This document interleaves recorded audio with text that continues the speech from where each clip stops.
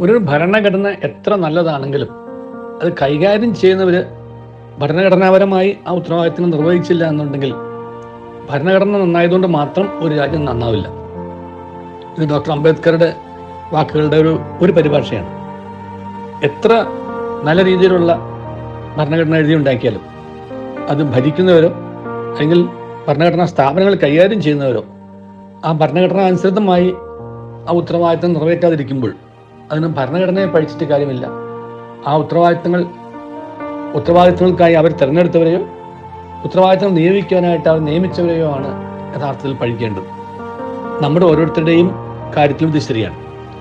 ഒരു ഭരണഘടനാനുസൃതമായ ഒരു രാജ്യം ഭരിക്കപ്പെടുന്നത് ഭരിക്കുന്നവരുടെ കൈകളിൽ മാത്രമല്ല, അത് ജീവിക്കുന്ന ഓരോ പൗരൻ്റെയും കൂടെ കയ്യിലാണ്.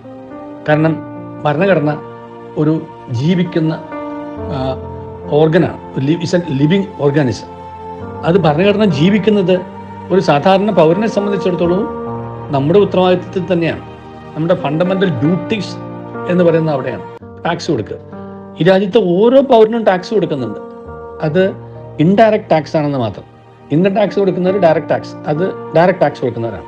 പക്ഷെ നമ്മൾ വാങ്ങിക്കുന്ന ഒരു സാധനത്തിൻ്റെ GST എടുക്കുമ്പോഴും നമ്മൾ പെട്രോൾ ഇരിക്കുമ്പോഴും അതിനകത്ത് എടുക്കുന്ന എക്സൈസ് ഡ്യൂട്ടിയും കാര്യങ്ങളും അങ്ങനെ എവിടെയും ഈ രാജ്യത്ത് എല്ലാവരും ഒരർത്ഥത്തിൽ ടാക്സ് കൊടുക്കുന്നവരാണ്. ഇൻകം ടാക്സ് കൊടുക്കുന്നവർ മാത്രം ഒരുപക്ഷെ ഈ 7 കോടിയോളം മാത്രമേ ഉള്ളൂ രാജ്യത്തുള്ളൂ ടാക്സ് കൊടുക്കുന്നവർ. അതിൽ തന്നെ ടാക്സ് ഇൻകമായിട്ട് ടാക്സായിട്ട് റിട്ടേൺ മാത്രമല്ല, ടാക്സ് കൊടുക്കുന്നവർ ഏകദേശം 4 കോടിയോളം മാത്രമേ ഉള്ളൂ. ബാക്കി എല്ലാവരും റിട്ടേൺ കൊടുക്കുന്നു. ടാക്സ് ഏതെങ്കിലും തരത്തിലുള്ള അവരുടെ പെർമിസിബിൾ ഡിഡക്ഷൻസ് കൊണ്ട് മാറിപ്പോകുന്നത് മാത്രമേ. എന്തുമാവട്ടെ, ഇത് നമ്മൾ ഓരോരുത്തരും നമ്മുടെ ഉത്തരവാദിത്തങ്ങൾക്കനുസരിച്ച് ഒരു ഉത്തരവാദിത്തമുള്ള പൗരനെ പോലെ ജീവിക്കുമ്പോൾ വാങ്ങിക്കുന്ന സാധനങ്ങൾക്ക് ടാക്സ് കൊടുക്കുകയും നമ്മുടെ ഓരോരുത്തരുടെയും ആ ഒരു ഫണ്ടമെന്റൽ ഡ്യൂട്ടി നിർവഹിച്ചുകൊണ്ട് രാജ്യത്തെ സ്നേഹിക്കുകയും രാജ്യത്തെ എല്ലാ പൗരന്മാർക്കും ഇവിടെ ജീവിക്കുവാനായിട്ടും ഇവിടെ ചരിക്കുവാനായിട്ടും സംസാരിക്കുവാനായിട്ടും ഒരു ഡെമോക്രാറ്റിക്കായിട്ട് ജീവിക്കാനായിട്ടുള്ള അവകാശമുണ്ട് എന്ന് മനസ്സിലാക്കി അത് അംഗീകരിക്കുകയും അത് ആദരിക്കുകയും ഒക്കെ ചെയ്യുമ്പോൾ അതുവഴിയായിട്ട് നമ്മുടെ ദേശത്തെ ബിൽഡ് ചെയ്യുന്നത് ഫണ്ടമെന്റൽ ഡ്യൂട്ടീസിൻ്റെ ഏറ്റവും വലിയ പ്രത്യേകത ആണ്. നമ്മുടെ ഓരോരുത്തരുടെ ഉത്തരവാദിത്തങ്ങൾ നാം നിർവഹിക്കുമ്പോൾ അതുവഴിയായിട്ട് തന്നെ അതിനകത്ത് എക്സലൻസ് ഉണ്ടാകുമ്പോൾ അതുവഴിയായിട്ട് തന്നെ രാജ്യം ഒരർത്ഥത്തിൽ നിർമ്മിക്കപ്പെടുകയാണ്.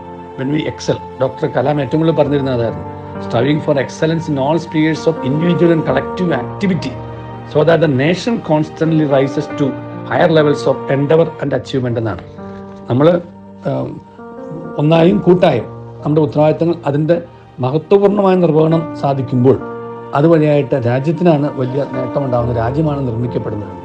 അതുകൊണ്ട് ഉത്തരവാദിത്തങ്ങൾ കൈകാര്യം ചെയ്യുന്നവർക്ക് ഭരണഘടന അവബോധം ഉണ്ടാകുവാനും കോൺസ്റ്റിറ്റ്യൂഷണൽ കോൺഷ്യസ്നെസ്, ഉത്തരവാദിത്തങ്ങൾ കൈകാര്യം ചെയ്യാതെ സാധാരണക്കാരായി ജീവിക്കുന്ന നമ്മൾ ഓരോരുത്തരും ഭരണഘടനയിൽ അധിഷ്ഠിതമായിട്ടുള്ള ഉത്തരവാദിത്തമുള്ള പൗരന്മാരായി ജീവിക്കുവാനും, 3 ഭരണഘടനാ സ്ഥാപനങ്ങൾ കൈകാര്യം ചെയ്യാനായിട്ടുള്ളവരെ തിരഞ്ഞെടുക്കുമ്പോൾ അപ്രകാരമുള്ള ഉത്തരവാദിത്വപൂർണമായ തിരഞ്ഞെടുപ്പ് നടത്താനും ഒക്കെ നമുക്ക് കഴിയട്ടെ.